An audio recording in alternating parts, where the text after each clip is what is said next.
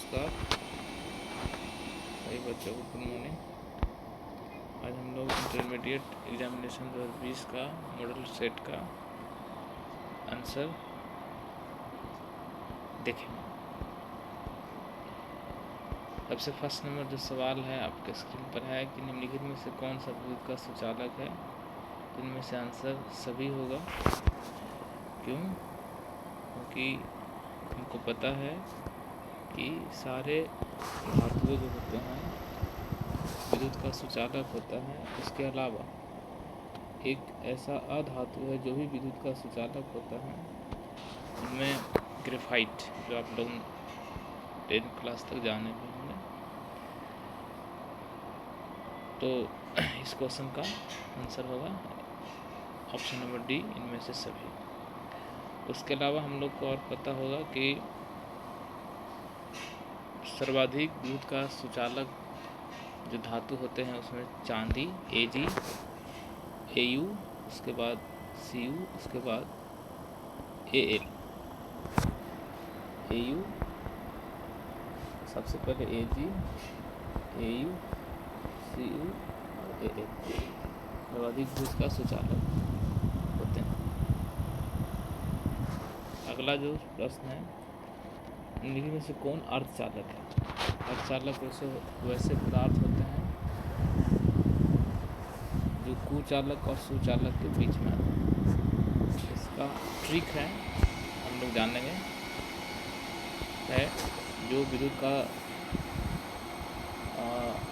जो अर्धचालक होते हैं उसमें सबसे पहले आता है ट्रिक है बबीता, सीता, गीता, सर,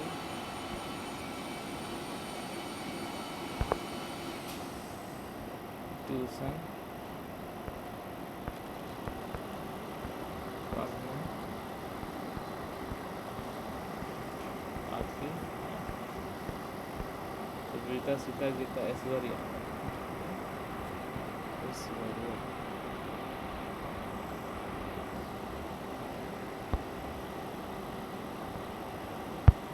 तो बबीता से बोरॉन हो गया और सीता से SI होगा, गीता से Ge हो गया, ऐश्वर्या से S हो गया, सब से SV हो गया, ट्यूशन से TC हो गया, पढ़ने से PO, AT से आती है। इसका आंसर होगा वही आंसर से। ठीक है, नेक्स्ट जो कौन प्रश्न है उसमें लिखा हुआ है कि निम्न में से कौन सामयिक इकाई ताप पर निर्भर नहीं करता है। इसका आंसर होगा आप पर निर्भर कौन नहीं करेगा। तो आंसर इसका मूल लता। क्यों होगा? क्योंकि बाकी सभी में तापमान पर निर्भर करता है। सामान्यता जिसको नॉर्मलिटी कहते हैं, मोलरता जिसको मोलरता M होता है और मोलरता स्मॉल m। तो इसका आंसर होगा कि तापमान पर निर्भर नहीं करेगा तो मोल। नेक्स्ट है कि सोडा वाटर क्या है। सोडा वाटर होता है जल में CO2 गैस का विलयन। बिल्कुल सही है। इसका आंसर जो होगा फर्स्ट नंबर होगा। ठीक है, सोडा वाटर हो गया CO2 + H2।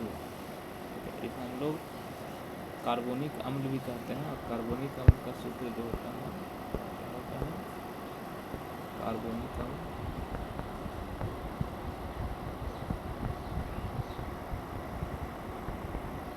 H2O + CO, H2CO3, H2CO। Next जो प्रश्न है वो है लोहे में जंग लगने से बचाने के लिए निम्न में किसका प्रयोग किया जाता है। इसका सही आंसर होगा Pb3, जिसे हम लोग रेड लेड के नाम से भी जानते हैं। Red lead. ठीक है, और एक पीवीओ ऑप्शन है जिसे हम लोग लिथार्ज भी कहते हैं, लिथार्ज।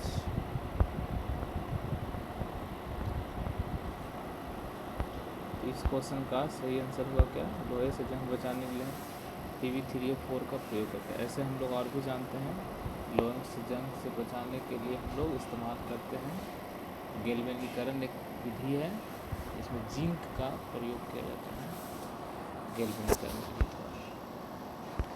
नेक्स्ट प्रश्न है अगला, लोहे पर जंग लगने के लिए निम्न में कौन आवश्यक है। इसका सही आंसर होगा मॉइस्ट एयर, मतलब आर्द्र आयु।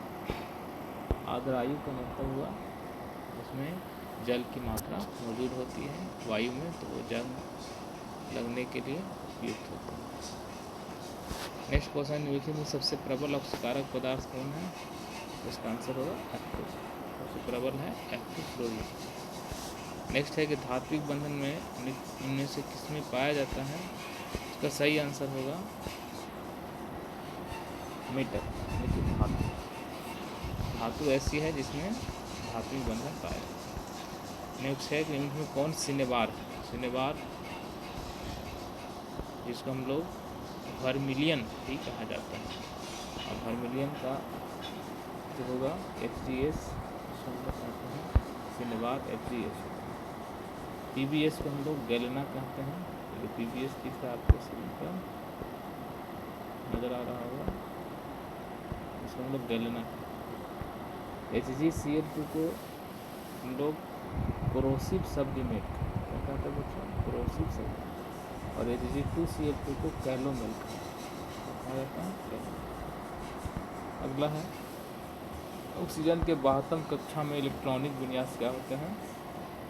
ऑक्सीजन का परमाणु संख्या 8 होते हैं, इसलिए इसका सही आंसर होगा 2s2 2p4। बाह्यतम कक्षा बोला गया है। अगर पूर्ण इसका इलेक्ट्रॉनिक कॉन्फ़िगरेशन या इलेक्ट्रॉनिक विन्यास लिखा जाए तो होगा ऑक्सीजन का 1s2 2s2 और 2p। तो सही आंसर इसका क्या होगा, तो सही आंसर इसका होगा 2s2। नेक्स्ट क्वेश्चन है, मैग्नीशियम धातु के 72 कक्षा में पाए जाने वाले इलेक्ट्रॉनों की संख्या कितना होगा। मैग्नीशियम जो होते हैं वो सेकंड ग्रुप के धातु। सेकंड ग्रुप का मतलब हुआ जिसे हम लोग सेकंड ग्रुप को हम लोग बोलते हैं क्षारीय मृदा धातु। क्या बोलते हैं, क्षारीय मृदा। और फर्स्ट ग्रुप को हम लोग बोलते हैं क्षारीय। ठीक है, क्षारीय मृदा धातु जो होते हैं, तो मैग्नीशियम आते हैं 72 कक्षा में, इलेक्ट्रॉन की संख्या होती है 2। अगला क्वेश्चन है, पी ऑर्बिटल का आकार क्या होता है। पी ऑर्बिटल का आकार जो होता है वो होता है डम्बेल, यानी कि डम्बल होते हैं। बाकी हम लोग जानते हैं कि गोलीय किसका होता है, एस ऑर्बिटल का, यानी कि एस कक्षक होते हैं। डबल डम्बल किसका होता है, तो डी कक्षक का। और डम्बल जो होंगे वो किसमें होंगे, पी। याद। अगला प्रश्न है कि किसे कास्टिक सोडा का, कास्टिक सोडा जो होता है हम लोग NaOH, ठीक है। और वहीं अगर कास्टिक पोटास होता है तो उसे हम लोग कास्टिक पोटास KOH होता है, कास्टिक पोटास।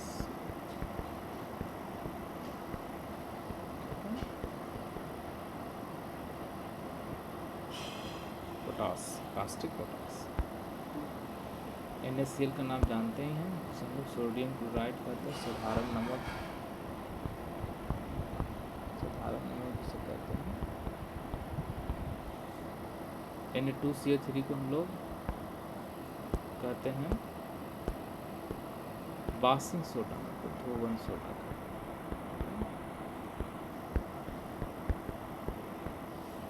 ओके, अगले प्रश्न है, पोटासियम क्या है। पोटासियम चलिए फिटकिरी नाम सुना है होंगे बच्चों।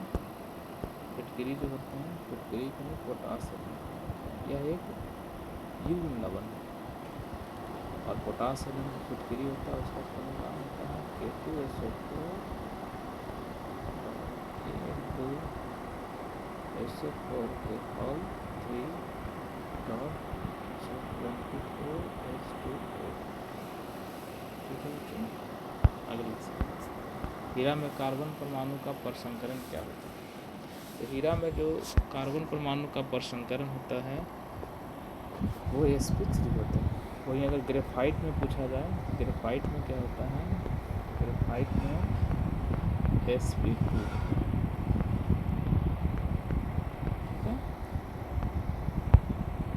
नेक्स्ट है 16 नंबर सवाल, इसका यौगिक का नाम क्या है बच्चों?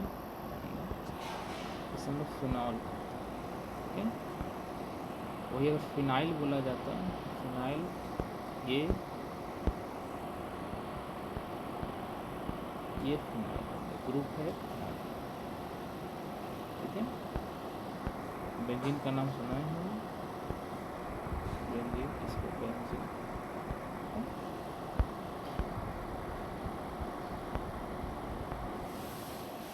नेक्स्ट प्रश्न है, बेंजीन में पाई बॉन्ड की संख्या कितनी होती है?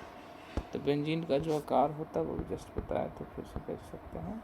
ये बेंजीन मेरा है और बेंजीन में एक पाई यहाँ, एक पाई यहाँ और एक पाई यहाँ, टोटल 3 पाई बॉन्ड की संख्या होता है। उजला एवं पीला फास्फोरस निम्नलिखित में से क्या है? तो इसका सही आंसर होगा अपरूप। जिस तरह से कार्बन का अपरूप होते हैं हीरा और ग्रेफाइट मुख्यतः रूप से, इसलिए पीला और उजला फास्फोरस आपस में अपरूप होते हैं। नेक्स्ट है कि इनमें से कौन सा धातु पृथ्वी में प्रचुर मात्रा में पाया जाता है? इसका सही आंसर होगा सर्वाधिक ऐसे जो तत्व पाया जाता है उसमें ऑक्सीजन। हम क्रम देख सकते हैं, ऑक्सीजन के बाद सिलिकॉन और सिलिकॉन के बाद एल्युमिनियम और उसके बाद एल्युमिनियम के बाद आयरन। ठीक है, तो इसका सही आंसर क्या होंगे? एल्युमिनियम। नेक्स्ट प्रश्न है कि FCl और Br किस नाम से जानते हैं? हम लोग जानते हैं इसे हम लोग हैलोजन कहते हैं। ये 17 ग्रुप में आते हैं, 17 समूह के तत्व में हैं। ठीक है, 16 समूह को हम लोग क्या कहते हैं? पता होना चाहिए बच्चों। 16 समूह को हम लोग क्या बोलते हैं? कैलोजन कहते हैं समूह। 15 समूह को हम लोग क्या कहते हैं? निकोजेन। ठीक है, और 17 समूह को क्या कहते हैं? हैलोजन। हैलोजन। ठीक है, नेक्स्ट प्रश्न है, इथीन बहुलीकृत होकर निम्न में से क्या बनाता है? इसका सही जवाब हमें इथीन से पॉलीथीन बनता है। ठीक है, हालांकि हम लोग कभी समय मिलेगा तो बता पाएंगे। इथीन जो है 2 अलग अलग माध्यम में बहुलीकृत करके एक उच्च घनत्व वाला पॉलीथीन और एक निम्न घनत्व वाला पॉलीथीन बनाता है। नेक्स्ट प्रश्न है कि सोडियम बेंजोएट और सोडालाइम के मिश्रण को गर्म करने पर निम्नलिखित में से क्या बनता है? तो इसका सही आंसर होगा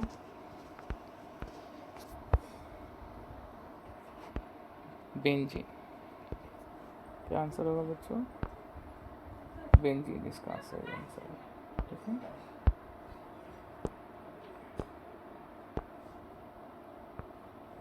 नेक्स्ट प्रश्न है, जब फिनॉल को जस्ता चूर्ण के साथ गर्म किया जाता है तो क्या बनता है?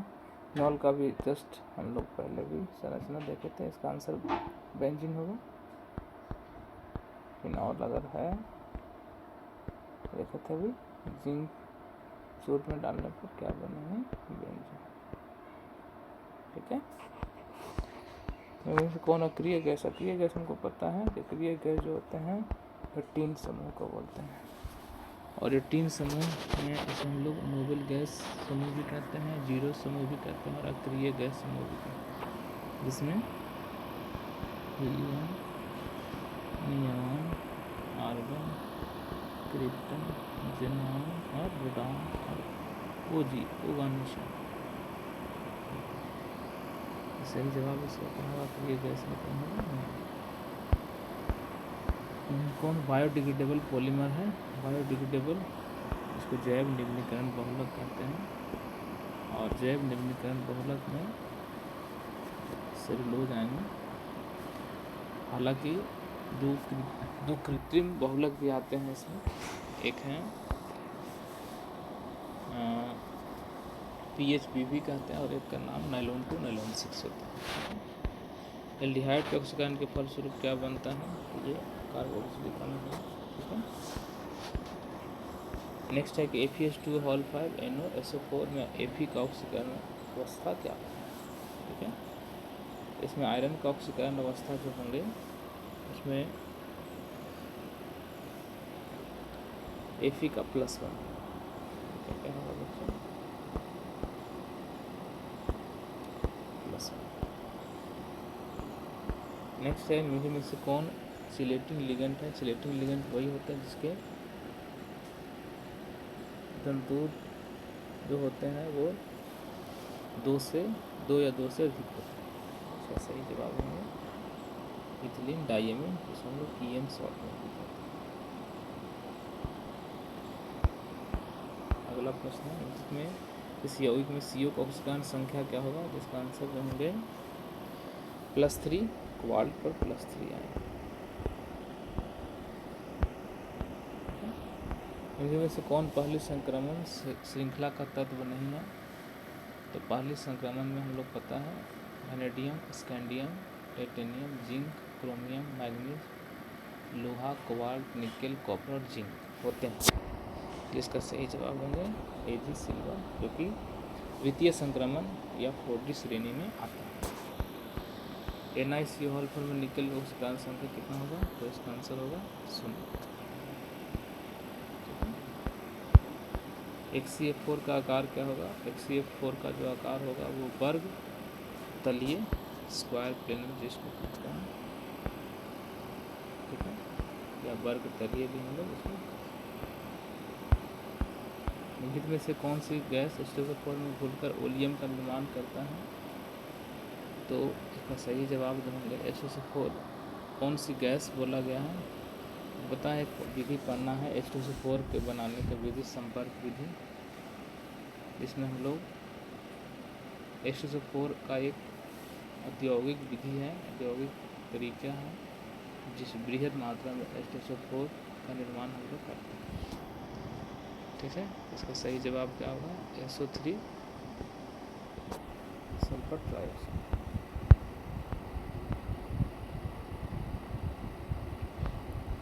नेक्स्ट है फैन उत्प्लवन विधि द्वारा किस प्रकार का गैस का सांद्रण किया? तो हमें पता है इसमें सल्फाइड गैसों का सांद्रण होता है। फैन उत्प्लवन विधि में हम लोग करते हैं। नेक्स्ट, लोहे का प्रमुख अयस्क क्या होते हैं? हालांकि लोहे का सारा अयस्क नहीं है। इसमें हेमाटाइट, लिमोनाइट, सिडेराइट, मैग्नेटाइट ये सब अयस्क हैं, लेकिन इसमें क्वेश्चन में था प्रमुख अयस्क क्या है, इसलिए हेमाटाइट और मैग्नेटाइट में हेमाटाइट जो होते हैं मुख्यतः अयस्क होते हैं, इसलिए क्वेश्चन का 203। इसका IUPAC नेम हम लोग फॉर्मिक अम्ल भी कहते हैं, जो कि इसका एक कॉमन नाम, सामान्य नाम है। इसका सही जवाब होंगे मेथेनोइक अम्ल। नेक्स्ट वाला, कीटोन का अपकरण AlIAlH4 H2O के साथ करने पर क्या बनता है? तो ये सेकेंडरी अल्कोहल, द्वितीयक अल्कोहल का नाम है। कॉपर का मुख्य अयस्क क्या होंगे? तो कॉपर का मुख्य अयस्क कॉपर पायराइट हम लोग पता है, CuFeS2 इसका सूत्र होता है। और नेक्स्ट जो प्रश्न है, इथेनॉल जल में घुलनशील है क्योंकि यह जल के साथ क्या बनाता है? हाइड्रोजन बंधन का निर्माण करता है। नेक्स्ट सवाल है, इसका IUPAC नेम क्या होगा? तो इसका IUPAC नेम होंगे प्रोपेनोन, हमको पता है 3 कार्बन टोटल है, प्रोपेनोन हो गया। ग्लूकोज निम्नलिखित में किस प्रकार का कार्बोहाइड्रेट है? तो ग्लूकोज जो होते हैं ग्लूकोज एक मोनोसैकेराइड कार्बोहाइड्रेट बनाते हैं। नेक्स्ट है कि CH3COOH एक है, क्या है, तो इसमें H+ की संख्या जो रिलीज हो सकते हैं वो कितने हैं, एक, इसलिए मोनोबेसिक एसिड में तो आज का यहीं तक रहा। धन्यवाद। आगे हम लोग अगले लेक्चर पर देखेंगे।